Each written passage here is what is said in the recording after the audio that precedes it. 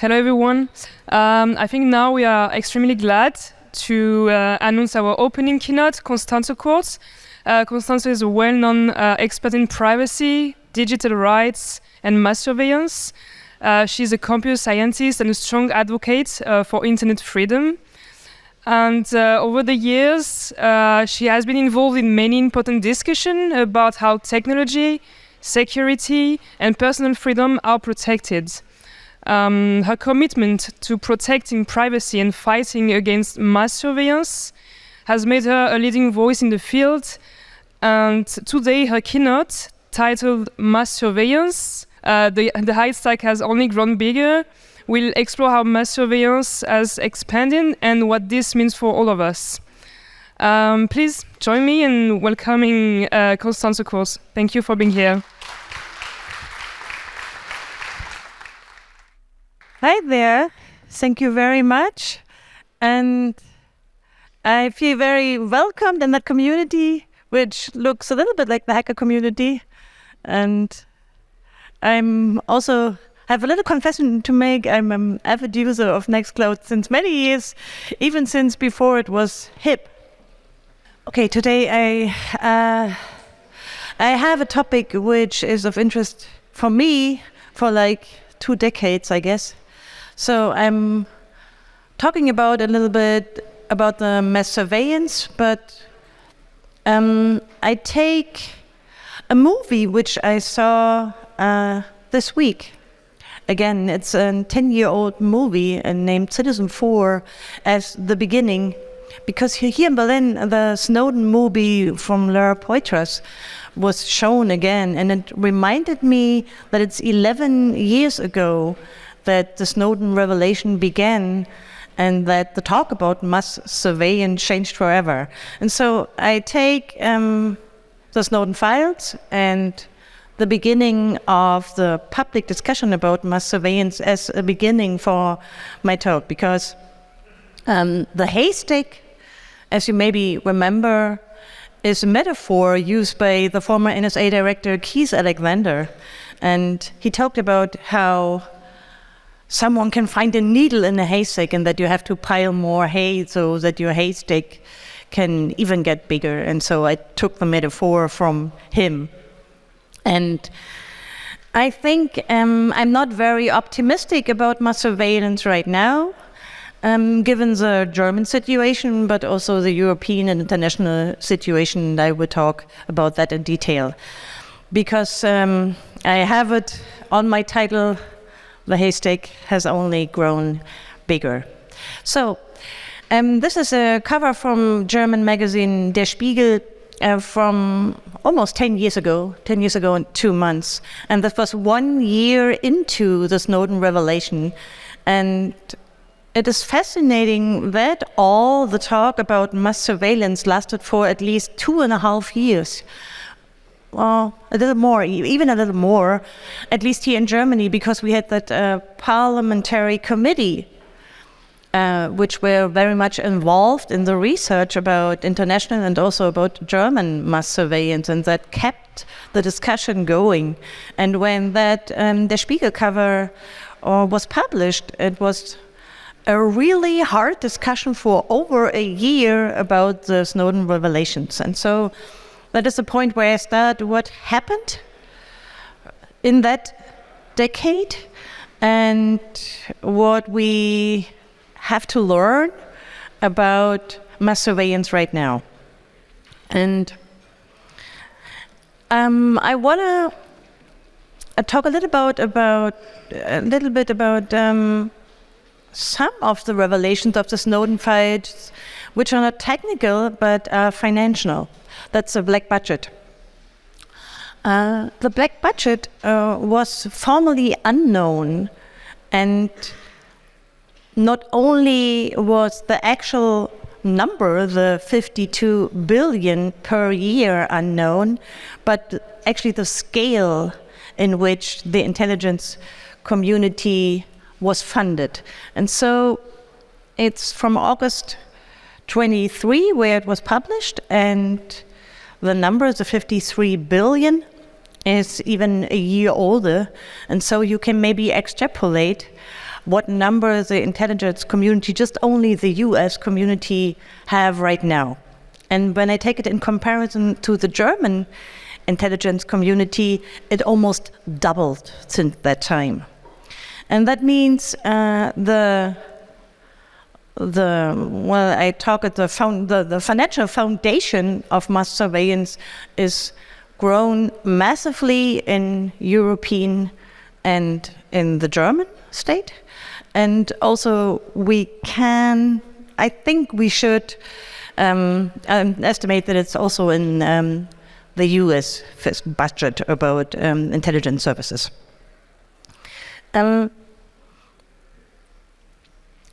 Some of the revelations were brought to court. I had my own case with 10 non-government organizations who tried to fight on a legal basis against the findings in the NSA files. And we had 2 rulings from the European Court of Human Rights, which said that the data collection from the UK intelligence services, GCHQ, was indeed violating human rights, and that it was illegal, and that breached the right to privacy. And Edward Snowden was actually, if you believe his Twitter feed, he was very pleased to read that, well, we won the case. But actually, if I look back at the 2 rulings, it was a ruling that is from the year 2018, and we had another ruling from the Great Chamber when all the judges from the European Court of Human Rights came together to judge again about the case. They also said it violated human rights, and they also said we have to have more control and more transparency about those mass surveillance systems. But in the end, if I take a look what happened to the telecommunication mass surveillance in Europe, we will see that in most of the European countries which had mass surveillance of telecommunications before, they already piled up the haystack. That is in UK, where the mass surveillance on a technical basis is even larger. That is in Sweden, that is in France and Germany. And I pointed out these 4 countries because they actually have access to the telecommunication infrastructure, and they are like core infrastructure points in the telecommunication in Europe. And to a lesser extent, we also have Netherlands, Switzerland, and Finland, which all have legal bases for mass surveillance, and they extended the technical possibilities and the technical analysis possibilities. So we have the court rulings, 2 of them, and we have had the public discussions about mass surveillance. But in the end, the legal basis is there. The legal basis is extended, and for Germany, it's also that all the illegal findings of the parliamentary commissions were later legalized in a new law concerning the Bundesnachrichtendienst, the German intelligence service.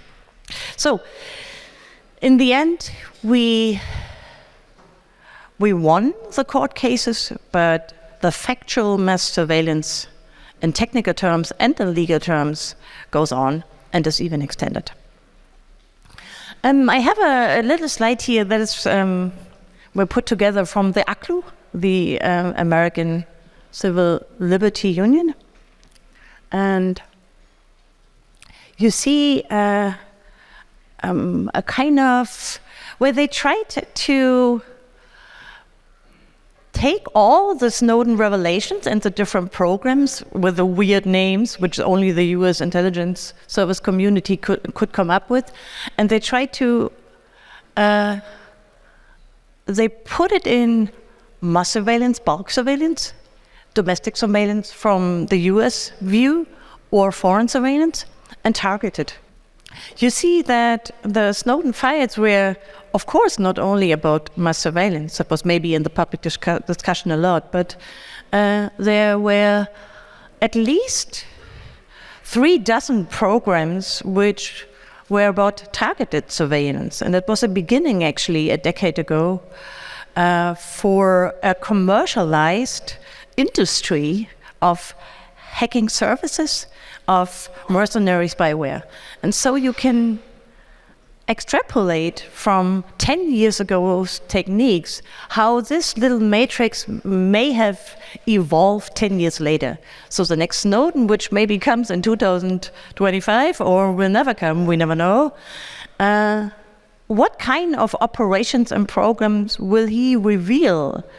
And I think that on that matrix, the targeted and the bulk surveillance will come together in a way, because the mercenary commercial spyware industry has grown so large. It's such a big market right now, and the intelligence services, but also the police in European countries and in North America, and basically in all democratic countries, are the customers of that industry. And I will call it industry because it's so large. They have an estimated value of $500 million a year after a decade of growing. And that is quite a lot, I guess. And when you maybe remember the Pegasus project, which Forbidden Stories in an investigation with many other media organizations revealed, we saw that it's actually not really targeted anymore, but it tends to be mass surveillance too, because at least 50,000 numbers, telephone numbers, were revealed. And in the aftermath of the Pegasus project, we learned a lot about not only the actual targeted victims of the Pegasus state malware, but also about third persons who were targeted or collateral damage in a way. And so if you take it in 2024, you will at least have 200,000 people who are victims of the targeted attacks. And it's still growing. So the international campaigns trying to combat that mercenary spyware market actually failed, because we don't have any real sanctions in Europe against any part of that industry until now. I just have a little, if you maybe don't know much about that state malware, which is a topic for me for like 10 years or something.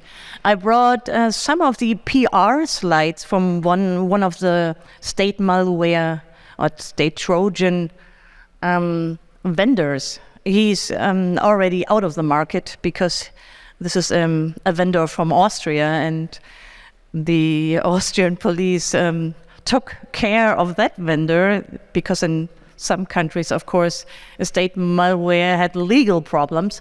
And so you see, it's state-of-the-art computer surveillance designed for the cyber era, which enables full control, of course, and mostly it's today smartphones and not the desktop computer systems we had 10 years ago.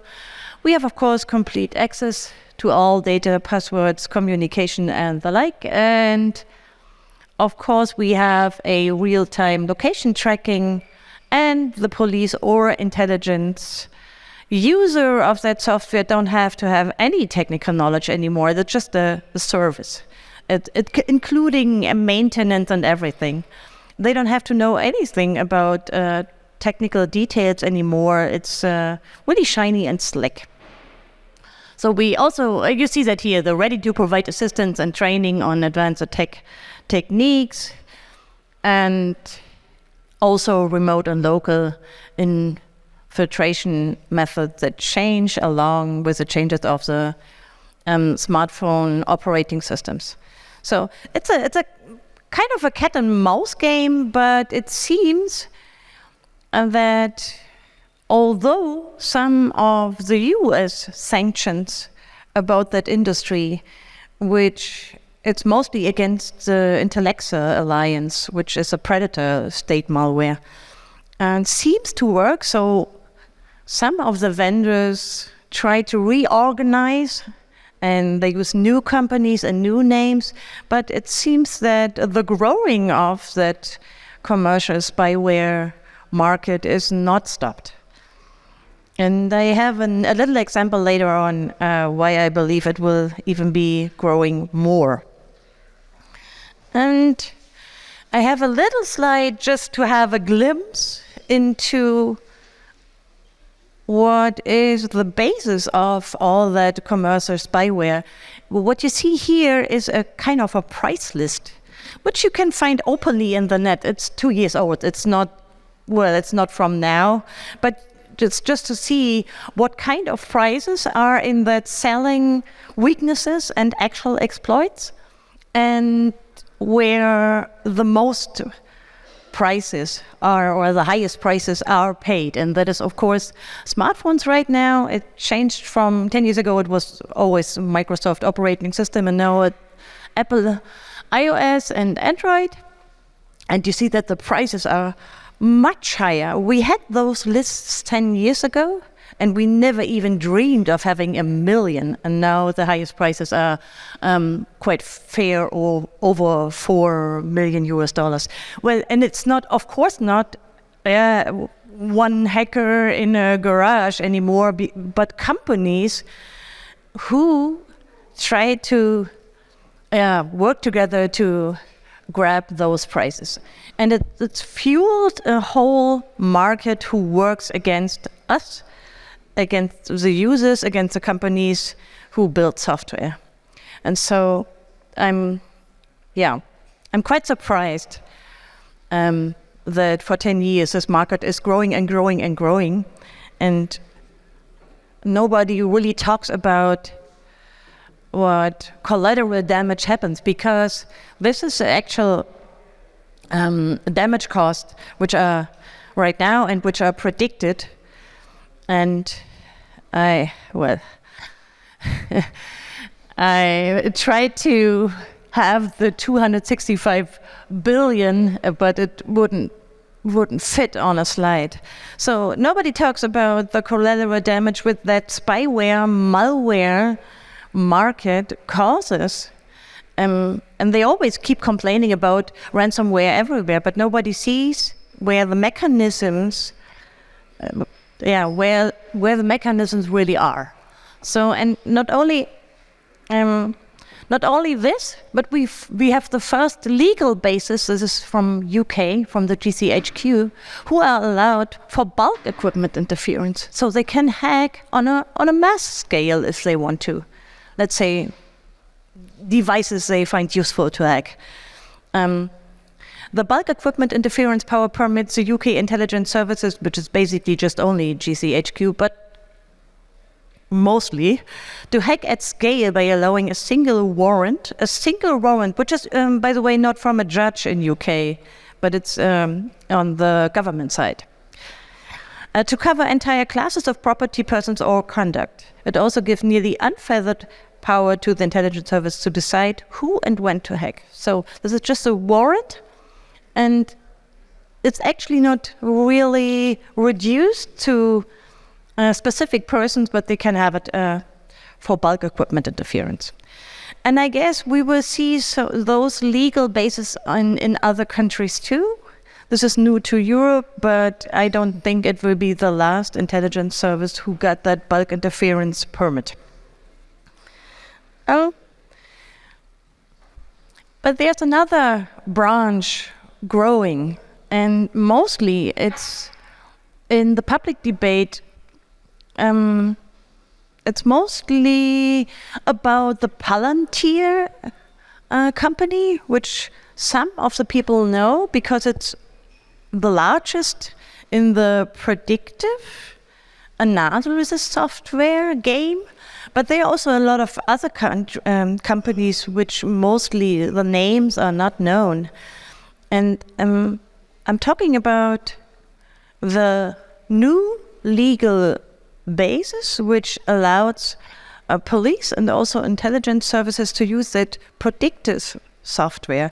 Mostly in Germany it is talk about predictive police software. We also have a constitutional court ruling here in Germany from February. It's also called the AI ruling because they consider the predictive policing software as AI nowadays, following, of course, the AI hype. But it's not only for police. We also have the intelligence services uses this predictive policing software for a decade. In Germany, at least from 2014 on. So this is also converging, actually, in a way, to the telecommunication mass surveillance. And this is not all. We also have biometric mass surveillance. It's an ongoing discussion right now, not only in Germany, where we actually have this Thursday, the government decided about mass surveillance in a biometric sense, but we also have that in other European countries. So when I see maybe you remember that was from the passport debate when everybody in Germany had to have his biometric face for a passport, or also if you're living for a longer time here in Germany, you have to do it too. They had that example slides for photographers mostly. But today, 10 years later, that's 12 years ago, they don't need it anymore because they have software which can handle the shadows on your face or a little hair or beards or stuff like that, or glasses. They don't need it anymore because the software is getting better and the quality of biometric recognition is much better. And they deploy it on a mass scale. And it will be law in Germany in some days because the government already decided about it. We have the AI Act in Europe, and it permits some parts of biometric mass data collection. But actually, I don't think it holds very strong because we will have to fight it in court, I think. And that takes 3 or 4 years, as we already know, to fight back on a legal way. So the biometric is the next, and the zombies, which is data retention, which I fight for, I don't know, 15 years or no, I think it's from 2007 ongoing. It's still alive, and they still, after every event which is publicly discussed, data retention is discussed anymore, right now too. So it's not dead. And we have 4 decisions from the European Court, and it's still ongoing debate. And I think, at least in Germany, there's a good chance that we will have it. For now, it's in Germany, it's in the law, but it's not practiced, the data retention. But we have some European countries where it is actual practice. And we also have an initiative on the EU level to try to bring it into a new EU law. There are other zombies, mass surveillance zombies. I would call the chat control. I don't want to talk about chat control. That's another topic, but it would be mass surveillance too. And at least we also have a new treaty, which is called the UN Cybercrime Convention, where all that mass surveillance will be mandated for every country which ratifies this Cybercrime Convention. It will be in September in the UN General Assembly. So, and not only that, in that damn treaty, they also have no provisions to combat the commercial mercenary spyware branch. So, Kate Robinson from Citizen Lab, who researches the state malware for years, said it's a vehicle for complicity in the global mercenary spy and malware trade. And if you read who is against that cybercrime convention, you see not only the technical community and many digital rights organizations, but also most of the states, democratic states, who try to change parts of that planned treaty, but couldn't, well, at least not in the final negotiations in August, could not change it. So it will be in the UN General Assembly in September, and they just only need 40 countries, which is an easy task. We have to urge the democratic governments to not sign that treaty, which will mandate mass surveillance to every country ratifying it, and also be, it will be a booster to that state malware branch. So actually I had to add some positive news because I don't want it to end on such a negative note. So when I'm thinking about the Snowden revelations, I noticed some really positive change, which I mentioned in the last minute I got. That is, we also have cool encrypted services. We have end-to-end encrypted messengers on every phone. We have a majority of internet traffic which is encrypted right now. And I think technical resistance is key. Thank you very much. Yeah, so we have a few questions in the crowd there. So what, in your opinion, is the final purpose of it? What are the governments looking for? Political opposition, or getting like industrial espionage, or whatever? Well, that's a hard question actually, because the different kinds of mass surveillance have different motivations, I guess.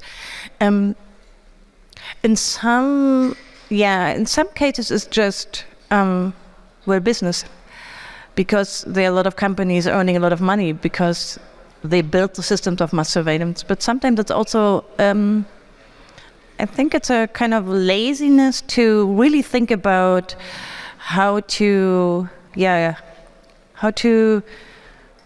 in case of police mass surveillance, like data retention or something like that, how to build alternatives and how to, have a police which is technically enabled to go after crime without mass surveillance. But I don't think there's a general answer to that, because in the different methods of mass surveillance there are different motivations. That's what I think. So in the Netherlands recently, there's been a couple of court cases that have been dismissed by the judge because the authorities were relying on illegally sourced camera data. What is your opinion on that? And I learned over the last decade that we won each and every case. There's not one case against mass surveillance or question of encryption and anonymity, which we lost. But it's another question if, politicians in Europe and also in Brussels will follow that court rulings. My feeling is that they are mostly ignored or stretched to the max. And that also the respect for the rulings changed in a negative way. Maybe to add some context to my question, what's going on is that even court cases, they're being dismissed because the only evidence that they have has been illegally sourced, kind of putting pressure on the authorities to stop doing cases like that. So I guess the question following that one is, like, what is enough surveillance? Some surveillance is necessary to keep us all safe. I don't know if you agree with that. Of course, some surveillance is necessary, and I don't think there's any advocate with a brain which said that we should live in a society with no surveillance. But I think all methods of mass surveillance should be really questioned, because it's obvious that you change your behavior if you know you're mass surveilled, and every step or your biometric data or, really intimate data on your phone is surveilled. The argument for those doing the mass surveillance would be, well, we're finding things we would never find if we were only doing targeted surveillance, and we're keeping you safer. Do you Of agree course, with mostly in the predictive software business, that's a promise. But, well, I guess, yes, you can always have one case where you can show that actually, and they always used to do it if you talk actually to politicians and also to the police users of those software. They can show you one case or they can show you 10 cases where it is true. So they find something which they mostly wouldn't find if they don't connect all the databases. What's basically those software do, what the software does. But I think it's not really the same question if you talk about if it's really necessary and proportionate to have mass surveillance.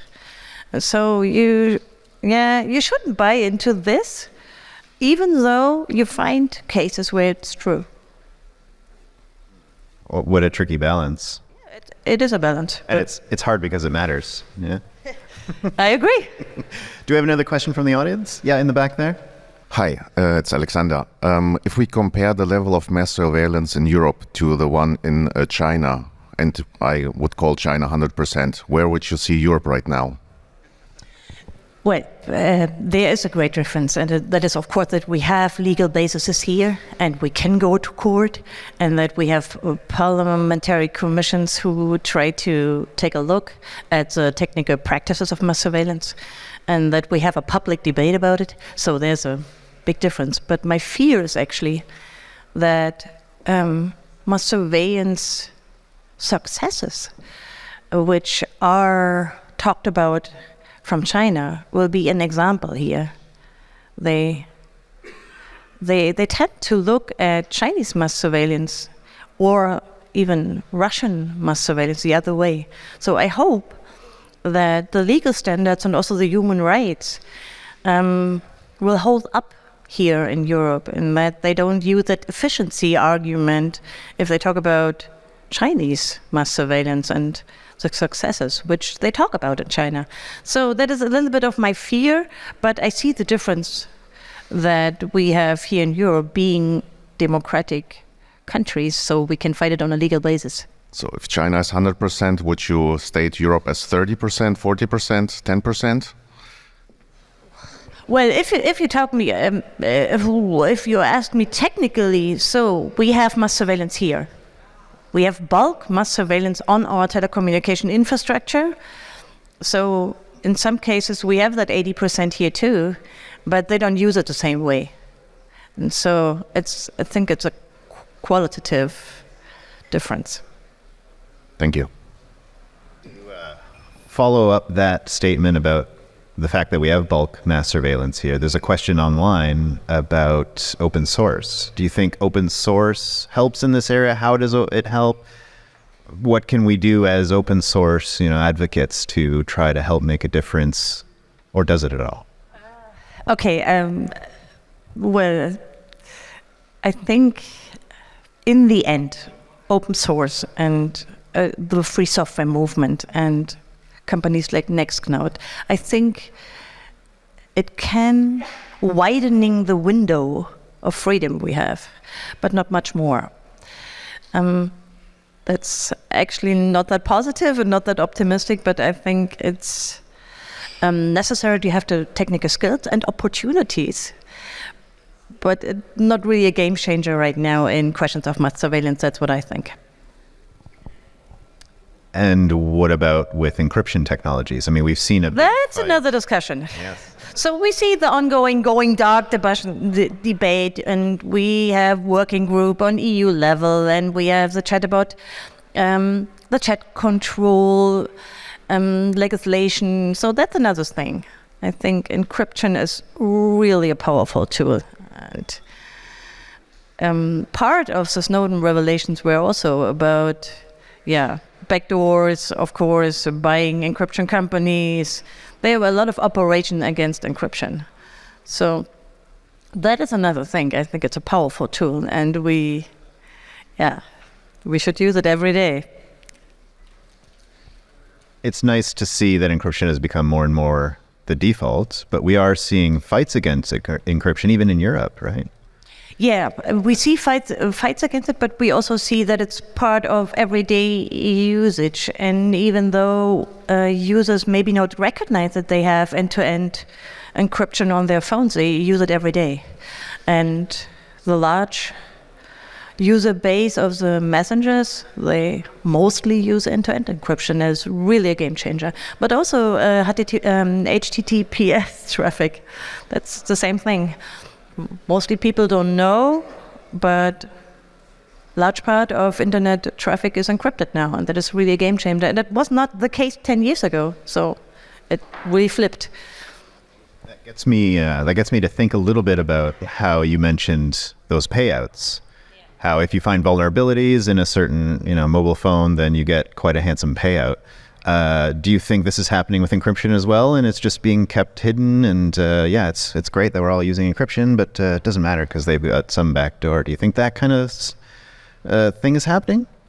I think it's not the same mechanism, actually. So if you find a vulnerability and you can show an exploit, it's something different from really invent encryption algorithms or stuff like that. But you can also talk about the implementation, of course. So you can also get money for finding a weakness in implementation of encryption software, of course. So it's part of the game, I would say. But if you talk about the standards of encryption and how the NIST in the US is figuring out the next encryption standard, it's a very open and transparent process. It's also very specialized, so you have just a few experts worldwide which can actually understand the new theoretical the basis of that encryption algorithms. But I think it's an open and transparent process, so you have the possibility to learn about it. Do we have any other questions in the crowd, anyone? Yes, there's one in there. Yeah, thanks. Do you have any numbers about the efficiency of mass surveillance for law enforcement agencies? Because when you see or when you speak to law enforcement agencies, they say this is a big tool we need to have success. And then you have data from the US where you say, okay, predictive policing is like guessing. It may work, but it doesn't work. Katharina Zweig had written a book, Ein Algorithmus hat no Taktgefühl. Oh, sorry, this was mixed up in German and English. And when you see it, mass surveillance biometrics are biased because they're trained on white people and they're not working great with black or Asian people. And women? Yeah, the costs are exploding. But there is no, there's no really success in using it. It's just guessing. And I wouldn't agree on everything. Well, and you have to. Well, it's different in biometrics recognition technology and telecommunication metadata analysis. So the efficiency question is not the primary question for me because I think it's secondary. But we actually have some research in the last 20 years about mass surveillance and efficiency, mostly in telecommunication and data retention cases. So we have the fight over data retention for, 15 years, and they told us if we don't have any data retention, we will all die from crime, and so apparently it's not happening. But it's actually very hard to research about that kind of mass surveillance if you don't have it, if you don't have actual data. So we have some European countries who have the over the whole population and the metadata, telecommunication metadata. So we will have some research data about the efficiency. But it remains a secondary question for me. In biometric terms, it's different. I think the quality of recognition and the false positive rates are really something different than 10 years ago. So there will be the discrimination problem, of course, but also I tend to agree to the research which said that the quality of at least the facial recognition algorithms are much better than 10 years ago. So that means that false recognition is lower. Well, but if you have mass surveillance in biometric recognition software, then you will always have a lot of people which go under the false recognition rates. So, yeah, in the end, it's the same efficiency question, maybe, yeah. In the German tests, which we had on the station in Südkreuz here, the numbers were, oh my God, they were really bad. They in some of the software, biometric software they test, they don't even have 50% recognition rate. This was so bad that they even tried to falsify the reports because the numbers were so low. Yeah, well, I could say a little more about this, but won't. Seems to me like 50% is still better than 0 for them. Well, not in biometric tech. Well, that's like, well, you can also have it random. That would be the False same positives, rate. Yeah, of course. Well, that's fair really enough, bad. fair enough. They should have something like 95 or 99%, and they just could show 50 or 60% recognition rate. That is really low. Where they said it was because of the shadow and the sun and the people looking down at their phones and stuff like that. But in the end, we could measure the efficiency, and it was really bad. Are you saying if you want to protect yourself, you just need to look at your phone? Well, they do it, and they had it on the Rolltreppe. What is a Rolltreppe? Escalator? Yeah, they had it on the escalator, and of course people were looking at their phone. That's what they usually do on escalators. It's a long escalator in the station in Südkreuz. And so they just, and also the beer problem in Berlin. Oh, that. You did mention Edward Snowden right at the start of your talk. And I think when that first happened, all of that, it opened up a whole box of conversations all over the world. Yeah, it did. And it also changed the image of mass surveillance. For, 3 or 4 years, we could talk about it differently. In that time, I had a column in a conservative German newspaper, Frankfurter Allgemeine Zeitung. And if I read now what I wrote at that time about intelligence services and mass surveillance, it's really fascinating what I could write in a national newspaper. And the public debate changed a lot from 10 years ago. And of course, to the negative. And I think there's also the fact that a majority of people, they do not care anymore. I don't know what it is, but the public debate about privacy, about surveillance is really low.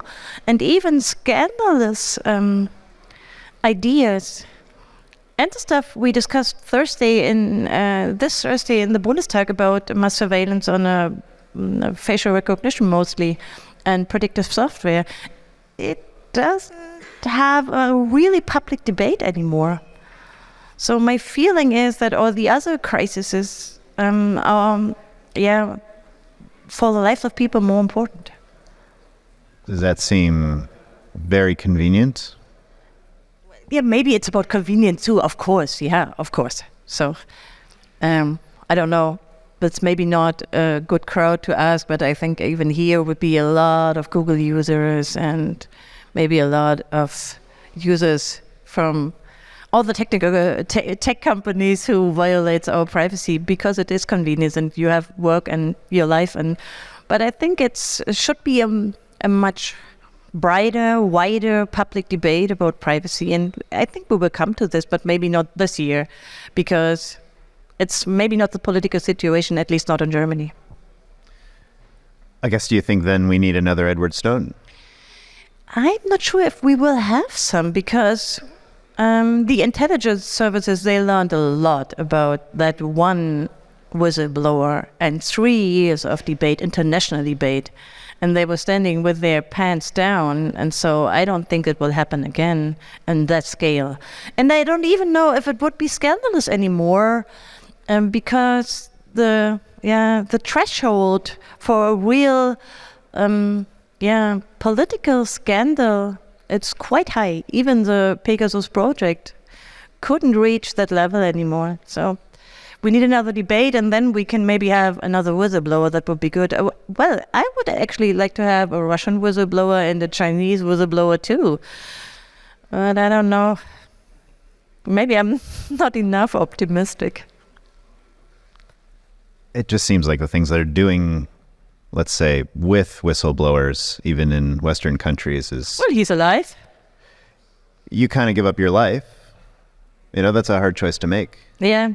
So we saw some of the whistleblowers which had their court case and they are locked up in the US for many years. So maybe Edward Snowden is the case who was lucky enough to be alive, but he's in Russia, which is probably not the state he wants to live in. But actually, the European countries failed to give him asylum. And my own country and all the other European countries failed to do that. And I told about the screening of the Citizen4 movie, and we had the head of the Parliamentary Commission, which is from the Green Party, who said some introductional words before the movie, and he said, we couldn't do anything about Edward Snowden. It's such a tragic that he is locked up in Russia. And I thought, excuse me? You are part of the government. You could offer him asylum. Every European democratic country could do that. So, but, well, I'm not optimistic here too. The conscious decision not to, right? Any other questions in the crowd? Yeah, there's one here in the middle. I can give shorter answers. Please don't. I think I have a short one. So I was just wondering what you meant with the metaphor, the haystack. As I got it, like you meant that the Android and iOS software with the haystack and the needle you want to find is a leak. No, I was referring to the haystack from the NSA haystack, which meant just data piled up. This is a haystack that I meant. And what do you want to find in it? Like, what is the metaphor is like you want to find a needle in the haystack, or is it just a haystack? No? You didn't mean the metaphor, finding a needle in a haystack. I think the haystack is the metaphor. You don't have to pile an extra metaphor on top of it. But also, you know, if you're piling extra hay on top, it makes it harder for those of us to find, you know, all these... Well, the needles that are happening, because, you know, how lucky are we that something like the Snowden files were revealed? I mean, these are only the things we know about. And that's 10 years ago, so you can extrapolate what happening in a decade. Okay, thanks for... Yeah. So maybe I didn't get the metaphor question. Another question in the crowd from anyone? Yeah, there's a couple here, so maybe in the front row. Yes.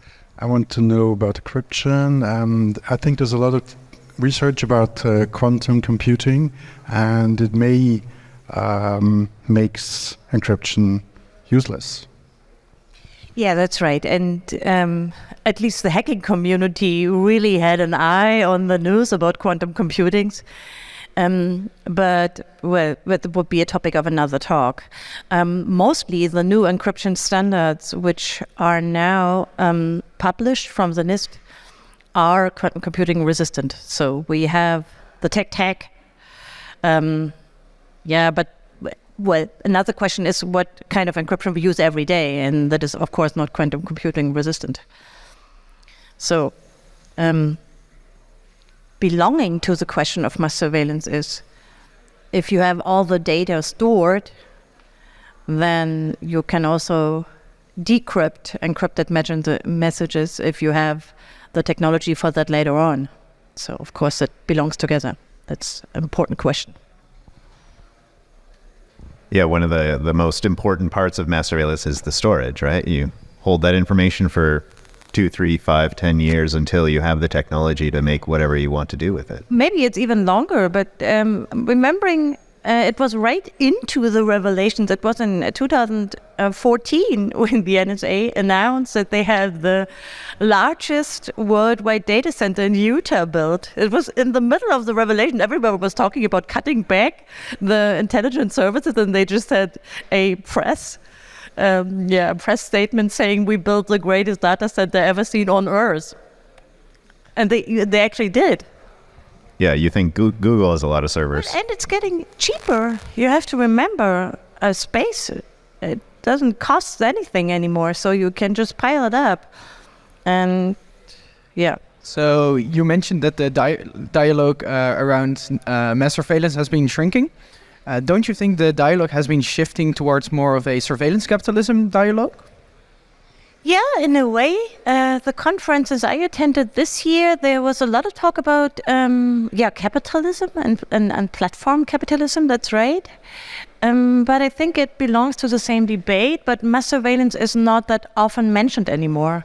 Because, to be honest, a lot of the proponents who were really critical about platform capitalism are really giving in to the software systems and operating systems they use. Well, when I see the community, which is really hard in a hard way, in a harsh, sharp way, criticizing the platform capitalism, and I look what they use and what they actually do and how the way of propagation of the ideas is, then I'm scratching my head in a way. So, maybe it's just a sign that a lot of people just gave in. And we have to fight it. On that note, any last words for those watching, those here in person, on what they can do? Maybe kind of negative, but I'm not. Actually, I'm all in all, I'm optimistic because there is vibrant technical community, and technical means to fight back. And I see also a lot of motivated non-governmental organizations who fight back on a legal basis. We have strategic litigation right now, which is working. So I'm more positive than it maybe seemed. We can make a difference. We can make a difference, right? We can make a difference, yeah, exactly. Well, Constanze, thank you very much. Can we thank Constanze together? Thank you.